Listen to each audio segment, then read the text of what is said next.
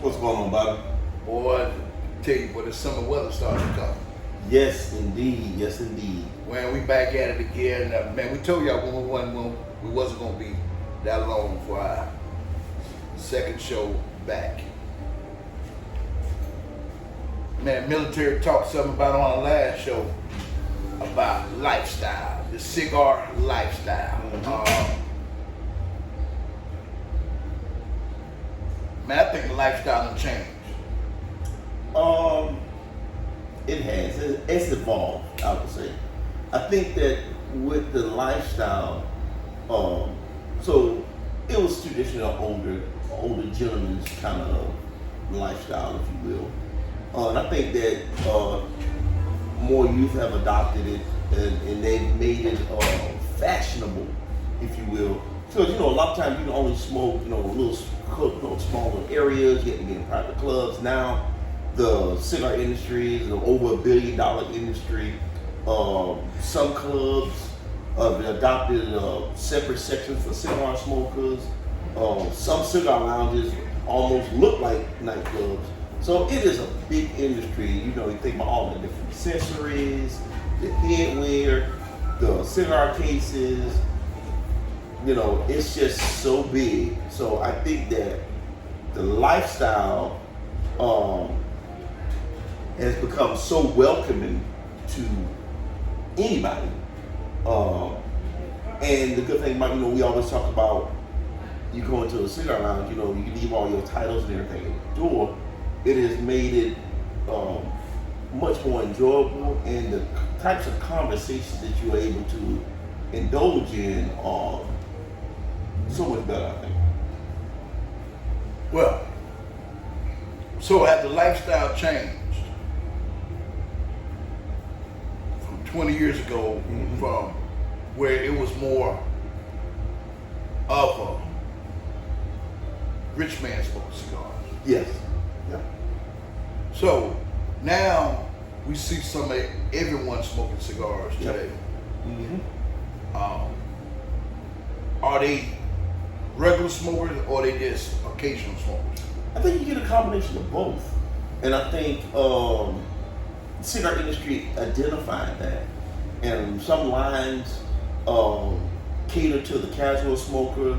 And then within that same company, they have something for more of the hardcore smokers. And I think one of the smaller demographics have now become a much larger demographic, which is the female smoker, the ladies that enjoy cigars. They have really kind of redefined their space in the cigar world, and they have really taken off.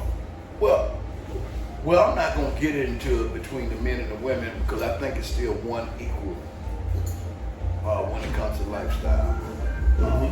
Is when we talking about lifestyle, are the occasional smoker, is their lifestyle is temporary? It's just when they in the cigar lounge, they live in that type of lifestyle, or they live the lifestyle all the time? I think the occasional smoker is somewhat in transition. So you have about half of them that are always going to be occasional smoker. It's something maybe their wife allowed them to do, or a spouse or whatever the case may be. The occasional smoker, they out in a group setting, and the group wants to stop buying a cigar. But then you have the occasional smoke, the other side of that coin, the occasional smoker that shows up and they're smoking with their friends, and then the friends say, hey, every Wednesday night we go into this lounge. And now it's their meeting place, it's more habit. So that occasional smoker is in transition to become a regular smoker. And I think the people that surrounds the new smoker will either drive them into the lifestyle or drive them away. Most of the time when I see occasional smoker, they'll go in there, the cigar lounge, and they will get the most expensive stick. Yeah. Now, do the seasoned smoker go in any lounge and get the most expensive stick? No. Why is that? What's the difference? I think the difference is that you understand cigar industry works, things like Keystone and things like that. But you understand that a quality cigar is not necessarily always dictated by price. Correct.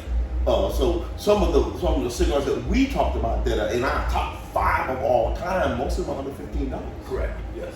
Because the blender understood that if I make this stick affordable, we'll move more off the shelf. Right. But it doesn't take away or diminish the flavor, the taste of that cigar. So I think that buying the most expensive cigar, granted, sometimes you want to treat yourself, and that's how it, in my opinion, it should be treated. That you're treating yourself to that level of excellence, or at least perceived excellence. Okay. But most of the time, I think you can get a high quality cigar, $12 to $15, a lot of times under that. Okay, so when I go to different lounges, no matter where I'm at, I see a lot of new smokers. A lot of occasional smokers don't smoke every time they go to a lounge. This is true. They would drink. Yes. But the good thing about that, most of our lounges identify that if you have some type of beverage, whether it's coffee, water, tea, or adult beverage, most of the time people are being more relaxed and they're more inclined, especially the occasional smoker, to try a cigar. And then they're in a group setting. So the best thing about it is that when you go to a cigar lounge, say you new to smoking and you're not sure you go to a cigar lounge, the best thing that you have going for you is that when you walk through that door, everybody's your friend. There are no enemies, there are no strangers, because we all share a common bond. That's a leaf. So you can sit down and strike up a conversation with anybody in there, and you actually be transformed. Then you may talk to somebody that. Now here in Tampa, we always say that we are super spoiled, Right. because we can go into any of these cigar lounges and talk to a blender, Correct. talk to a face of a cigar company. Yes. Or talk to one of these seasoned vets that's been smoking 25, 30 years. They can give you some historical insight on the journey of that cigar and how it made it to the shelf. Some of that stuff, you can read it through a book, but it is nothing like getting that knowledge from an old seasoned vet. Right. So, lifestyle. Me personally, man, I've been a seasoned smoker for years. I can't even count how long I've been smoking. It's been a long time. But I would tell you this here. My personal preference, as me being a seasoned smoker, I love to go where other seasoned smokers are. I don't like to go smoke with rookies, occasional smokers, because the one thing that I'm gonna tell you is that the conversations are different. This is true. Because sometimes they're just trying to fit in. What you think? That's a true statement. Not always, but it happens on occasion. I'm kind of in the middle of the road. Sometimes I want to go to the smaller cigar lounges where not necessarily the locals go, but the seasoned smokers go. And then sometimes, if in your group of people that you have, maybe one of them, if it's 5 of y'all, one of them is not a seasoned smoker, or a couple of them, maybe you're the only seasoned smoker in the group, then you may go to a location that's more catered towards the random smoker, the guy that's like, just show up, and that's what they kind of do. So it's a balance of two things. Okay. I think the beauty of going where the seasoned smokers are, it's the knowledge base that you can be able to tap into that's there. It's not saying it's not going to be other places, but the knowledge base, the historical base on cigars, and you can learn a lot about the cigar, the construction, the different types, the different sizes, maybe the process of how the cigar get from the field to the shelf. You can learn that right. It's like going to class. And I think that's where us seasoned smokers, we gravitate towards that because we're always in the learning mode. So you saying Now I want to clarify this. When we talk about lifestyle, if we talk about going to different cigar lounges, okay, let's say we're talking about a cigar lounge that's very popular, more of a cigar lounge slash night spot. Mm-hmm. Will you get the same knowledge there as you get to more of a moms and pops lounge? I don't think so. Only because their main focus is on the accessory side of things, meaning they're more concerned with the music, the televisions, right. They've been having the largest bar in the area, having some of the most expensive bottles of whiskey and cognac that you can purchase, and then they have a average humidor. So that means that their focus is on those other items, such as those adult beverages.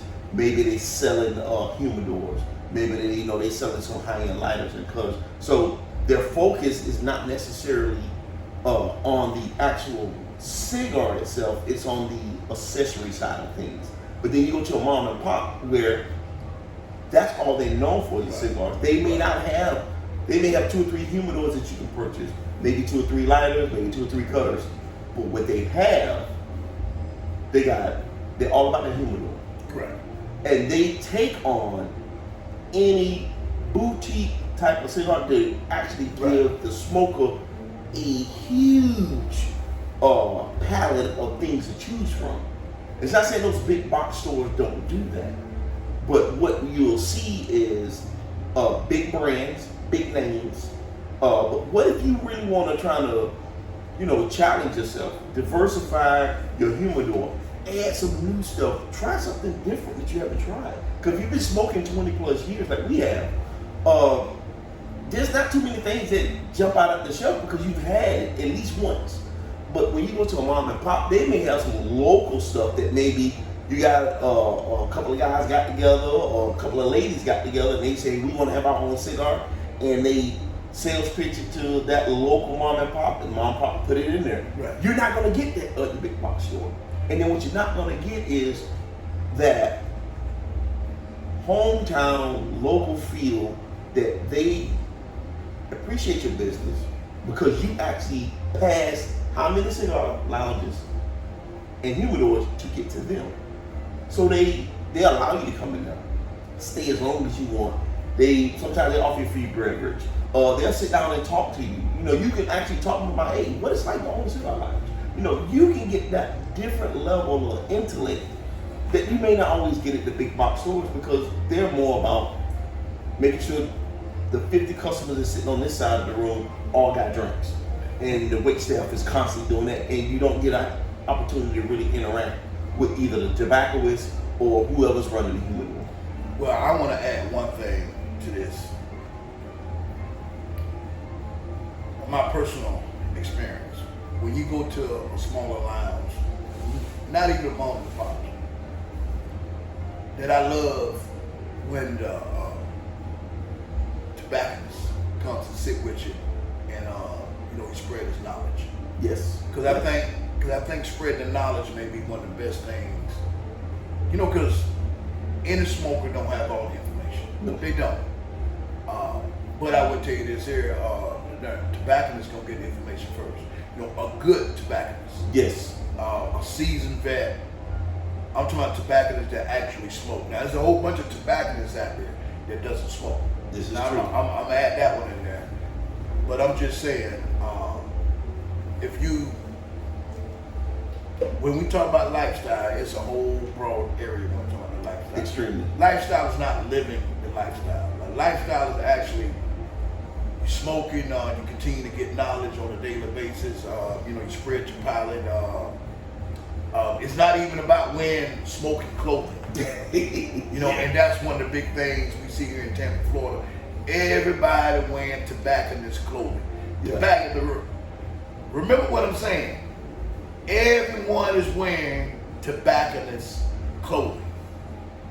They don't even understand why a tobacconist wear that shirt, that gown. Now that's another. We gonna touch that on another day. But I want to tell y'all guys this one more thing, man. Please like and please subscribe. And if you have questions, man, I answer every email is sent. Man, I either give it a thumbs up, man, and I'm not shy about giving a thumbs down on them comments either now. But please keep it fair. Man, we just doing this for fun. Me and my man military, we've been smoking for a long time. Man, we just love giving back what we do on a daily basis. So, you guys, man, we got the summertime coming up. Woo, it's gonna be hot. Man, I'm gonna tell you, the hotter it is, man, smoke your full body. Everybody can't do full body. Oh, I can. If not, send them to me. Send them to me. And I'll smoke them for you. And I'll tell you how they taste. Believe me. But, man, let's go ahead and end this show, military. What we do, man? We stay cool. Oh, my goodness. Man, in Florida, we try to stay dry. But most importantly, Man, we smoke what we like.